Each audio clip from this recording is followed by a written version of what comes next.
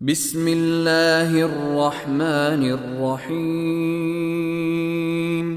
والطور وكتاب مسطور في رق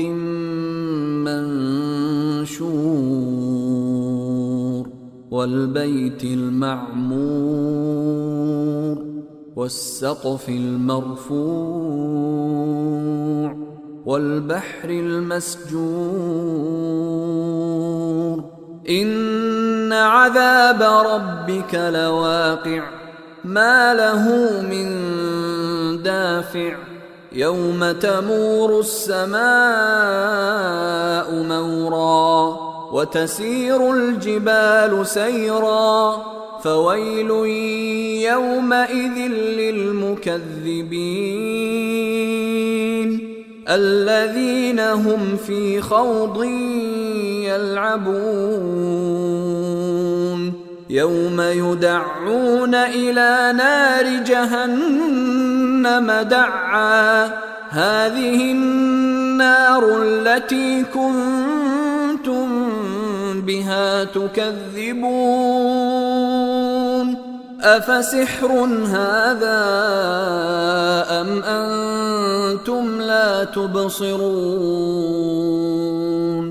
اصلوها فاصبروا أو لا تصبروا سواء عليكم إنما تجزون ما كنتم تعملون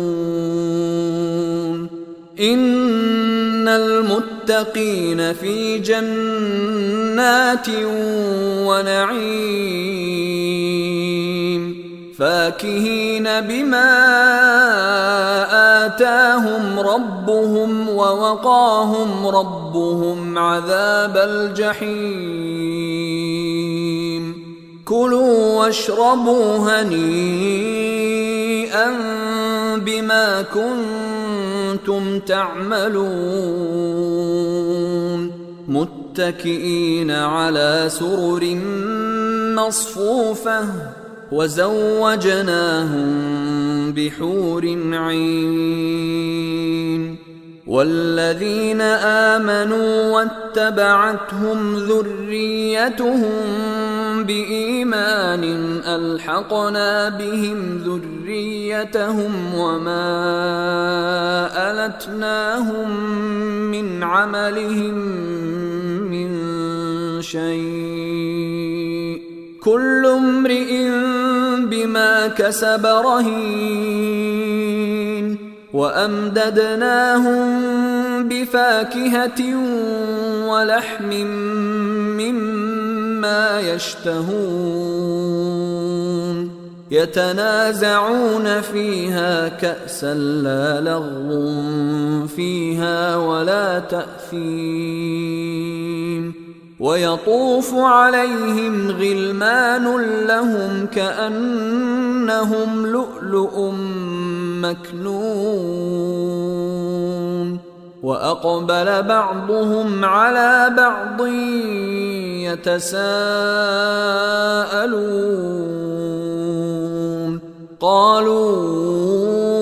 إنا كنا قبل في أهلنا مشفقين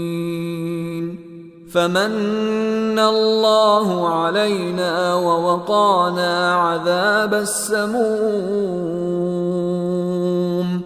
إنا كنا من قبل ندعوه إنه هو البر الرحيم فذكر فما أنت بنعمة ربك بكاهن ولا مجنون أم يقولون شاعر نتربص به ريب المنون قل تربصوا فإني معكم من المتربصين أم تأمرهم أحلامهم بهذا أم هم قوم طاغون أم يقولون تقوله بل لا يؤمنون فليأتوا بحديث مثله إن كانوا صادقين أم خلقوا من غير شيء أم هم الخالقون أم خلقوا السماوات والأرض بل لا يوقنون أم عندهم خزائن ربك أم هم المسيطرون أم لهم سلم يستمعون فيه فليأت مستمعهم بسلطان مبين